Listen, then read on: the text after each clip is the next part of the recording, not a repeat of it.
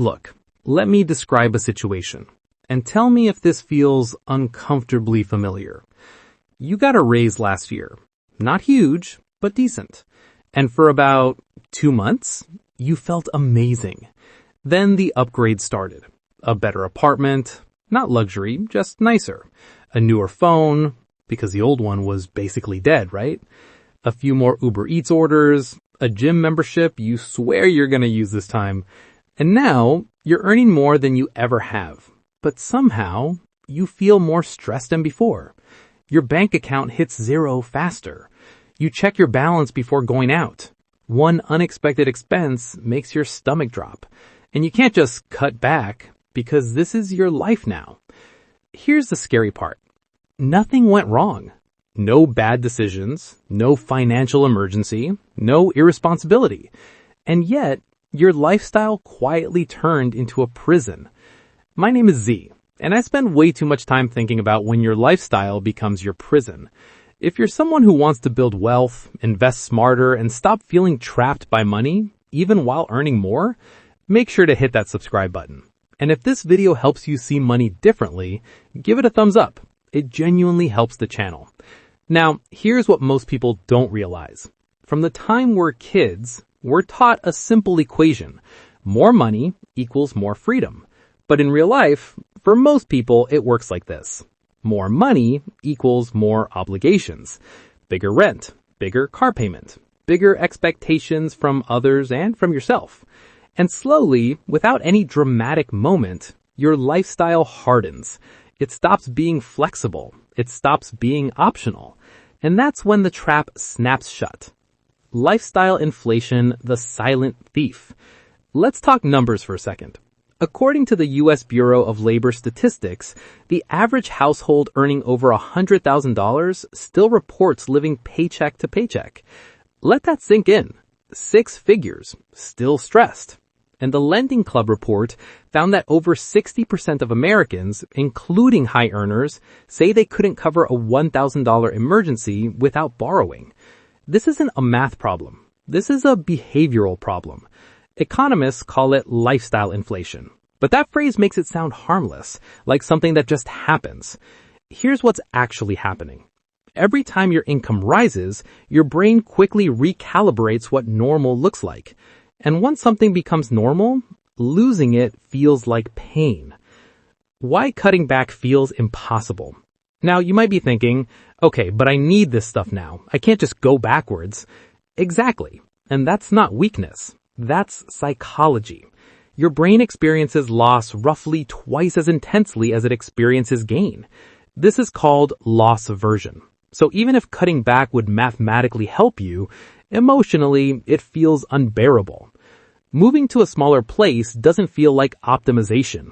It feels like failure. Downgrading your car doesn't feel smart. It feels embarrassing.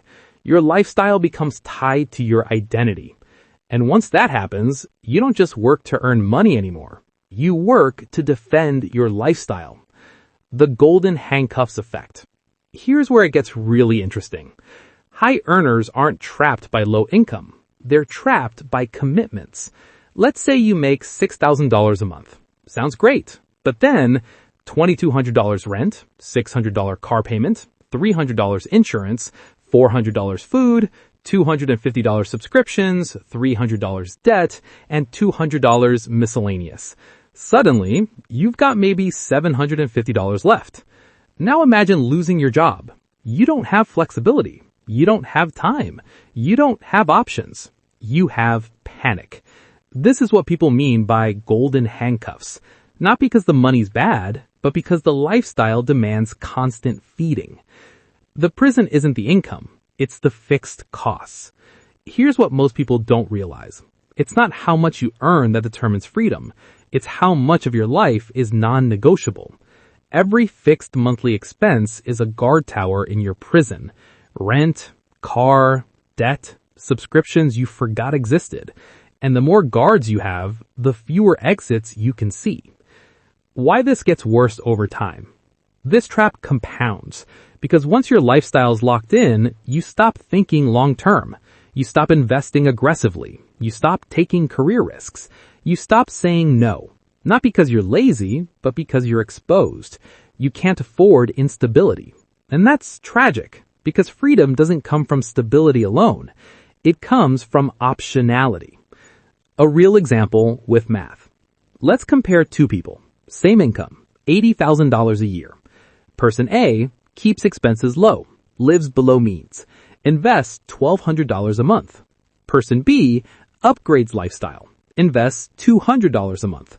Assuming a 7% annual return, after 30 years, person A ends with over $1.5 million. Person B ends with $250,000. Same salary, wildly different outcomes. And here's the kicker. Person A felt poorer early on. Person B looked richer, but only one of them bought freedom. Here's the part no one likes talking about. A lot of spending isn't about comfort. It's about signaling to friends, family, social media, your past self. We don't buy things for utility. We buy them to avoid feeling left behind. And platforms like Instagram quietly raise the bar every day. You're not competing with millionaires. You're competing with the highlight reels of people just as stressed as you. Why more income often makes this worse. Now you might think, okay, so I'll just earn more and fix this. Careful, because unless your behavior changes, higher income just means a fancier cage. Bigger apartment, better car, more expectations. The bars are nicer, but they're still bars. The psychological shift that changes everything. Here's the mindset shift that actually works. Stop asking, can I afford this?